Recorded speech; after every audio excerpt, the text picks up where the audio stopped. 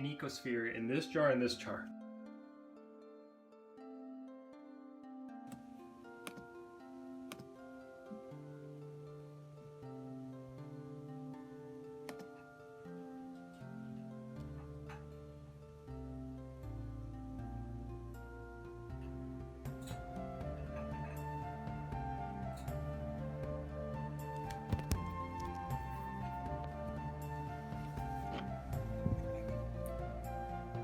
It's finally time to make an Ecosphere. Got this jar that had a bunch of dying moss in it.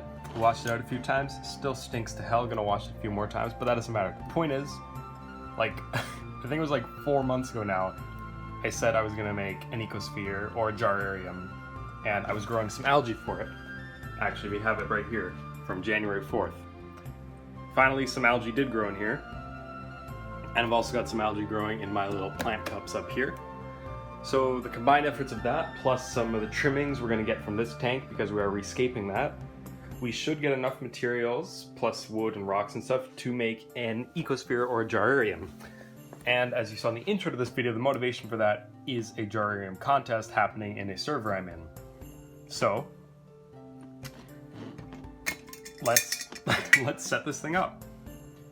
Now, before I get started, I just want to talk about what a Jarrarium is. What it basically boils down to is, it's kind of like the fishbowl I have. I call it a fishbowl even though it has shrimp.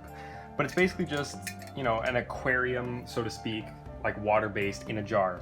Now, an Ecosphere, technically speaking, should be sealed. And while I am going to be sealing this, I'm probably not going to keep it sealed. I feel like there's too many problems that can arise from that, and it just makes it sort of an unsustainable system. I'll probably end up doing like a weekly little water change on this thing to keep it successful.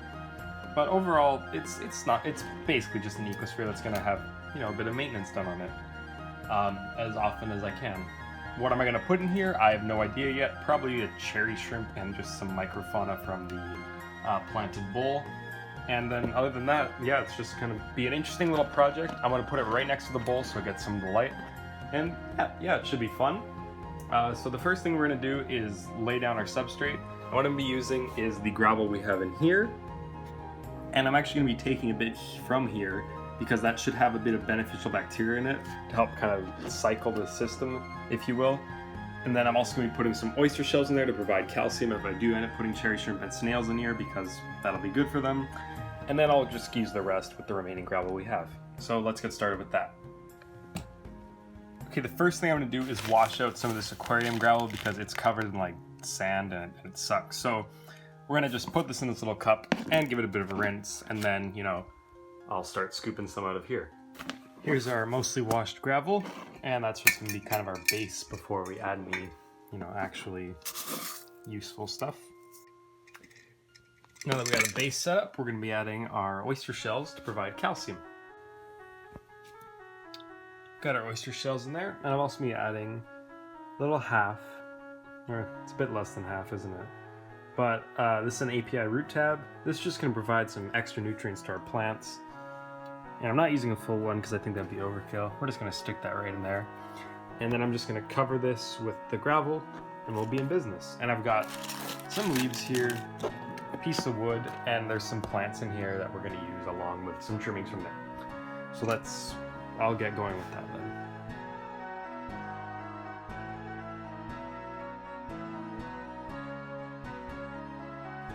Probably gonna get a bit more than that.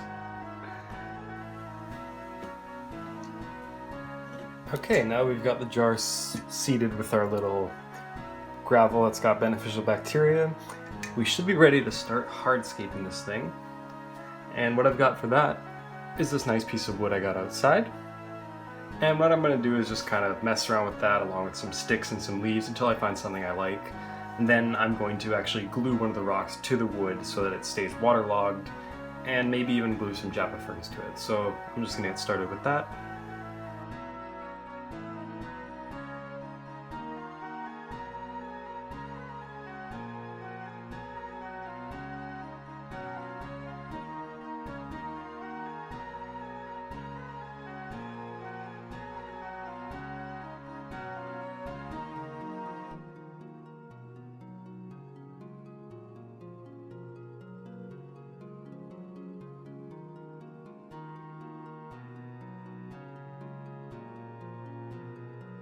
I'm gonna glue some Java moss and a few Java ferns to the wood, and we're gonna use Gorilla Glue.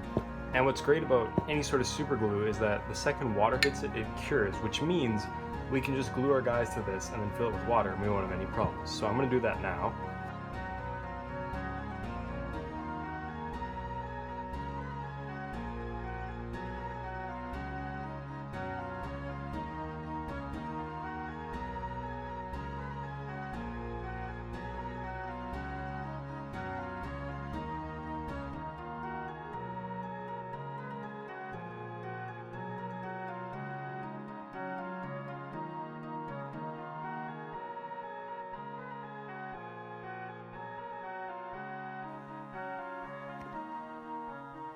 Okay, the Java fern got knocked off by some water, but I just put it on the rock there.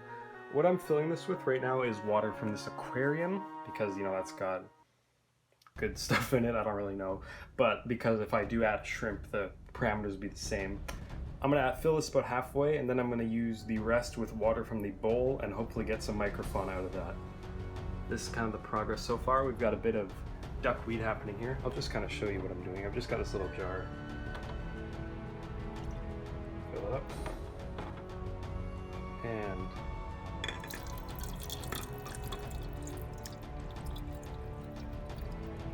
that's about all there is to it.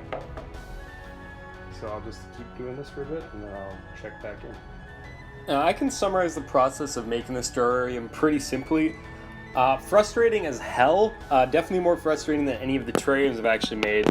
And the presence of water in such a small space can be incredibly frustrating, especially when you're working with wood that isn't waterlogged.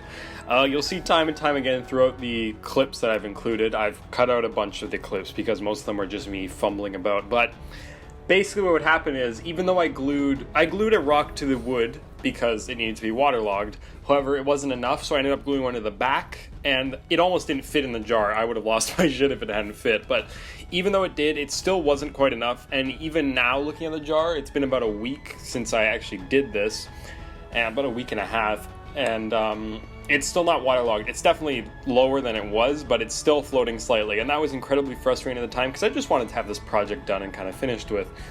The other thing I should mention is the plants in here. We've got hornwort and anacarus, and as well as this little carpeting plant in the front that I cannot remember the name of.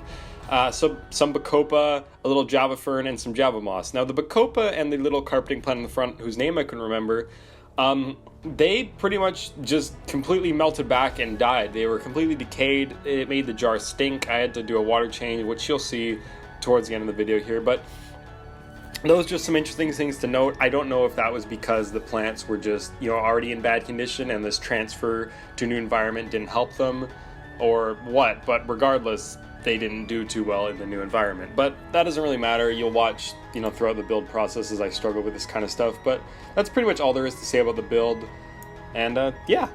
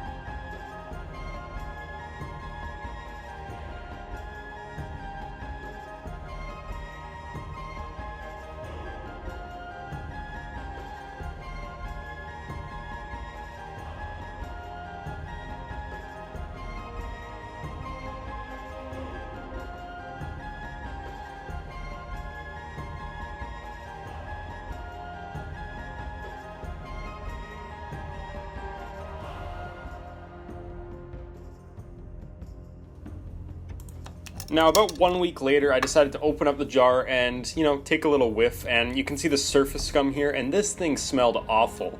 So what I did is basically I thought, okay, let's get to cleaning this thing. So I got my little siphon here. I took off the main siphon part, so it was just a tube, and what I did is I actually did a double water change, meaning I took out all the water once and took out all the water twice, and I also poured out a bunch of the excess goop, and I scooped out all the bacopa and the little carpeting plant because it was completely dead. You can see a little planarian here, actually. He showed up somehow and survived. I also removed the leaves because I figured any decaying matter is contributing to the disgusting smell, and we don't want this. One of the things that actually led to me even doing this change in the first place is all the snails were sitting on the top, and I'm like, okay, pond snails should not be inactive, something's wrong. I don't know what the ammonia content was in here, but I did not feel like testing it. You can see here I filled it back up with dechlorinated water from my tap, and I did this about halfway, and then I filled the rest up with water from this little plant cup I had. And the reason I did that is I had my snails chilling in there temporarily while I cleaned it, so I chucked those guys back in. You can see it here. And also there has been a decent amount of Daphnia or ostracods, kind of microfauna stuff going on in that jar, or not the jar, in the cup. So I figured, yeah, let's chuck those guys in there and see if, you know, anything comes from that. So far it's been about 3 days since I did that, and I haven't seen really anything. I've seen a few planarian, which in addition to the one that was in there before, which I made sure not to get rid of. I also scooped up a few from the bowl, which is what I filled up the rest of the jar with. And I tried to get some Daphnia and stuff like that too, but I haven't seen any yet. It's possible that they're just, you know, not visible because there's not too many of them yet. The snails have been doing quite well though. So, you know, that's pretty much that. Towards the end here, you'll see I take off the ring, that like the gasket, and the reason I did that is because I want to be able to let some air out, and because it'll also help me to detect that smell easier, so if stuff's going wrong, I can tell. I actually ended up doing another small water change a few days later, but since then it hasn't been much of a problem to me. And then now that it's back on the shelf, you can see there's the planarian kind of going around there. That's at least one of them. That population should explode relatively shortly. There's another one there. I have seen some worms in here as well, very tiny ones. And the snails have all around, they've been doing quite well. So I'm okay with the minimal planting in here now, because I think once everything grows in, it could look quite nice. And overall, I just hope that more, you know, organisms show up, and, you know, it'd be quite cool. But anyways, yeah, thanks guys so much for watching, and tune in about a week or two when I post an update when this thing is all grown in. Do I think I'm going to win the Jarrarium contest? No, but it was a nice excuse to or motivation rather than an excuse, to finally build a Jarrarium/Ecosphere. So thanks guys for watching. Cash is about to bark at me, so I'm going to sign off now. See you guys in the next one. There he is. Aww.